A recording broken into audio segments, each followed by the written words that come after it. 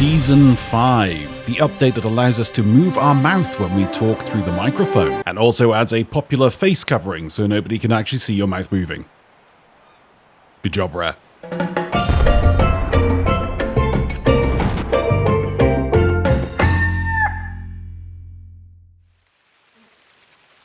Hey, you beautiful buccaneers, Falcore here. Why is this a Thieves Haven? Anyone remember my last video talking about this sand here? Well, now it's got a stone circle, and we all remember what happened last time we saw a stone circle. This time, it's not nearly as awesome. However, it is somewhat odd.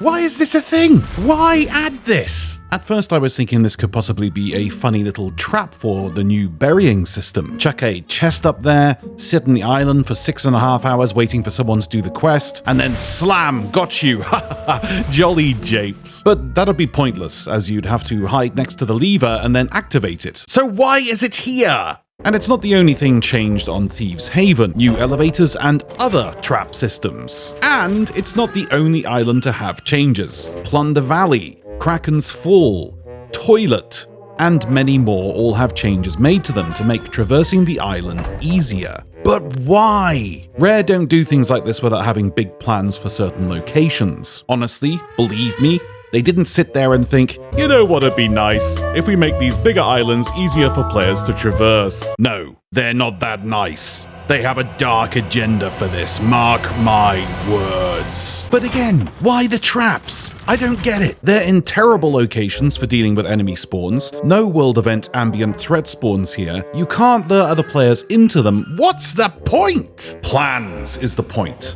Plans we know nothing about. Not even us incessantly annoying insiders know what's going on with this. It's 100% perplexing, and mark my words. Dark and malevolent things are being planned at Rare Ltd. Rare always add things like this right before something big drops.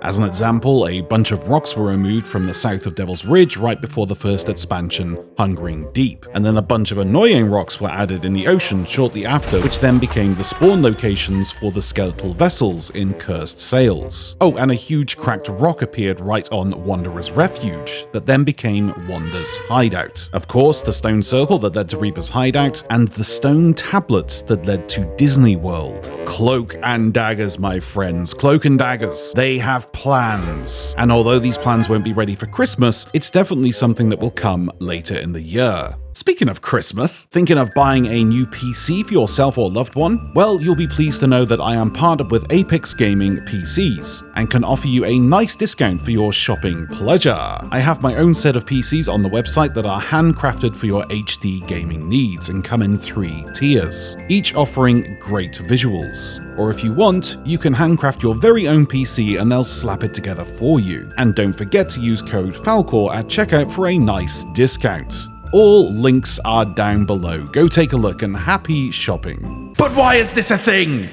So of course my first thought is based on the lore of the game. For those who don't know, Thieves Haven was one of the very first islands ever discovered by the Pirate Lord himself, and also served as his base of operations, hence why they called it Thieves Haven. It's also the first island you see when you exit the maiden voyage. And I'll mention this again, but Crook's Hollow and Thieves Haven in early stages of development were merged into one island. This idea was later cancelled as the island was way too big, but the original idea behind Thieves Haven was for it to become a Tortuga of sorts, a safe zone. Now, I'm not saying this is what's going to happen. A safe zone within the game world at least would never work, as no matter how large you made the safe zone bubble, there would always be some asshole outside camping it, waiting for you to leave. And it would probably be me. But with the promise of Athena updates coming soon, and Thieves Haven being a soft spot in the Pirate Lord's heart, it does make me wonder if the elevators and traps are precursors to what's to come. Maybe as part of a new tall tale, or maybe as part of a final showdown boss encounter. But one thing's for sure, when stuff like this happens in the game, it's never for a simple reason. So I'm looking forward to see how this evolves. Also, the anchor is not centered on a galleon.